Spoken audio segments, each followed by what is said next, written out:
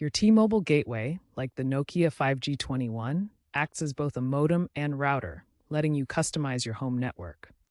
The LAN IP address, typically 192.168.12.1, is the gateway's private IP on your network. Changing it allows you to reconfigure your internal network, but do so carefully to avoid connectivity issues. To change it, access the gateway's web admin portal, usually at 192.168.12.1. Log in with the credentials provided by T-Mobile.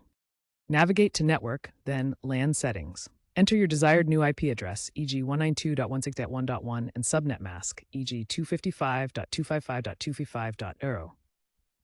Save your changes and reboot the gateway. Remember to reconnect your devices after the reboot.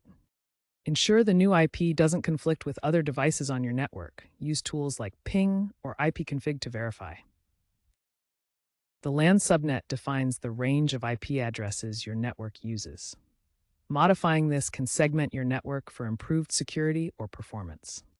Your gateway functions as a DHCP server, automatically assigning IP addresses to devices. To configure DHCP, go to Network, then DHCP Server in the gateway's admin portal. Here, you can enable or disable the DHCP server, adjust the IP address range, and set the lease time. For static devices like printers, set up static IP reservations to prevent address changes. Before making changes, back up your settings, as incorrect configurations can disrupt internet access. AI-assisted networking is an emerging trend. Some gateways now offer automatic DHCP optimization.